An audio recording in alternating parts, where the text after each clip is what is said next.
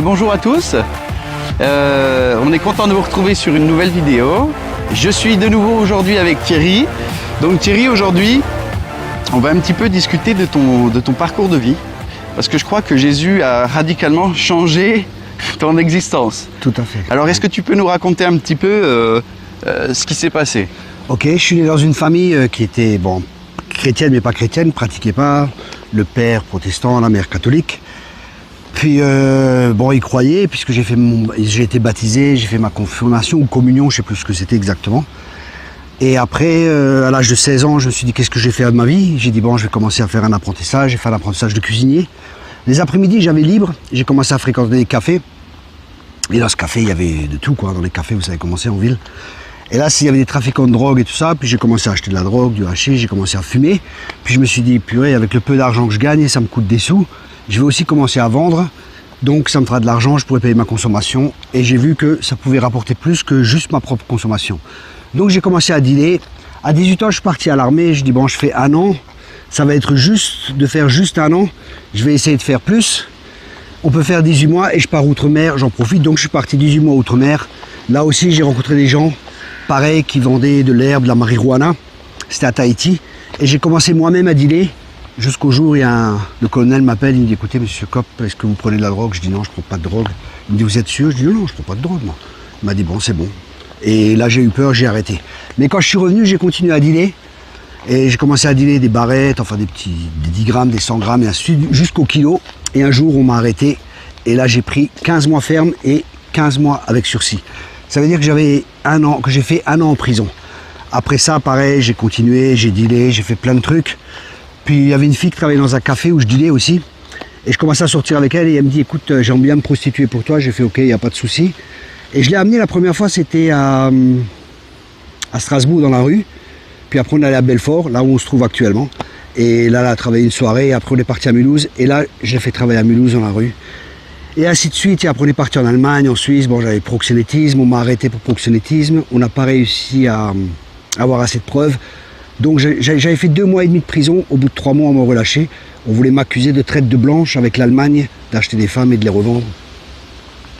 Et un jour, je suis invité, je pars au Maroc, pour chercher des femmes, pour les ramener en Allemagne, pour qu'elles se prostituent en Allemagne. Et j'avais connu des chrétiens entre-temps, et ces chrétiens m'ont invité dans une église, je suis allé avec eux le matin. Et là, j'ai vu une boule transparente devant moi.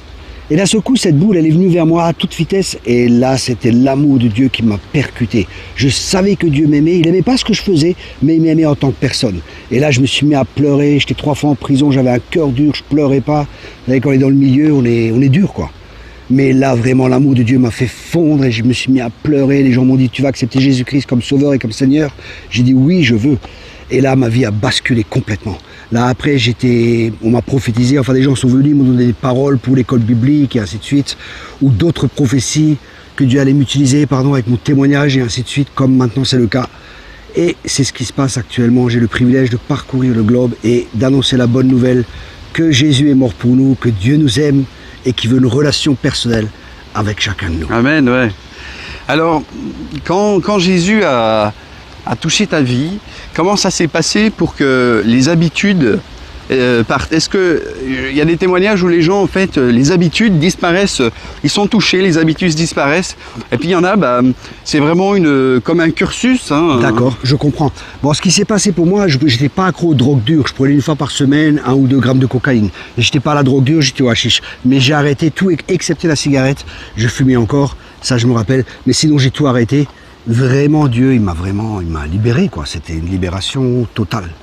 La situation dans laquelle toi tu étais, et quand même aujourd'hui on pourrait dire elle était sévère, du moins ça pourrait faire un film, quoi. C'est clair. Et là Jésus est venu te chercher. Oui. Et moi ce que je voudrais souligner, c'est que quelle que soit la profondeur de la situation dans laquelle vous êtes, Dieu peut vous sauver. Et je ne sais pas si vous nous regardez et que vous ne connaissez pas Jésus, eh bien je voudrais juste que vous puissiez répéter la prière que Thierry va faire. C'est une prière qui peut vous amener à rencontrer Jésus comme lui a rencontré Jésus. Parce que si ce qu'il vous dit, si le cœur de Thierry a été changé alors que, comme il vient de vous l'expliquer, il était dans un milieu dur, c'est pas un milieu où les gens peuvent être faibles, c'est un milieu violent. et il a été complètement bouleversé. Et si vous êtes dans une situation où vous vous dites je n'ai pas de solution, c'est compliqué, etc., bah, appuyez-vous sur ce témoignage pour laisser Jésus rentrer dans votre vie. Je veux vraiment vous encourager à cela parce que, comme dit, n'importe la situation à laquelle vous êtes, n'importe dans quel péché vous êtes, je peux vous garantir que Dieu peut transformer votre vie. Il l'a fait et je rencontre des milliers de gens où Dieu a transformé la vie, que ce soit dans les finances, que ce soit dans votre couple, dans n'importe quel domaine. Quand le malheureux crie, l'Éternel l'entend. Amen. Alors je veux vraiment vous encourager, si vous croyez ce qui s'est passé, vous pouvez faire une prière toute simple, faites-la simplement avec votre cœur. Vous savez, vous demandez juste à Dieu, à Jésus-Christ, vous lui dites simplement, je crois que tu es le Fils de Dieu. Viens dans mon cœur, sois mon sauveur et sois mon Seigneur. Je te demande pardon pour tous mes péchés. Et si vous avez fait ça sincèrement avec votre cœur, après je vous encourage à lire la parole de Dieu. Je vous encourage aussi à trouver un lieu où des frères et des sœurs se réunissent, des gens qui ont de l'expérience dans la foi, qui peuvent vous accompagner. Parce que maintenant vous venez de naître à une nouvelle vie et vous avez vraiment besoin d'aide. Priez, ayez cette relation avec Dieu, pas des prières toutes faites, c'est une question de relation. Lisez la parole de Dieu et trouvez des chrétiens, des frères et des sœurs qui peuvent vous accompagner dans votre marche chrétienne. Que Dieu vous bénisse abondamment. Amen. Amen. À très vite. Merci Thierry. Je t'en prie. Ciao, ciao les amis. Au revoir.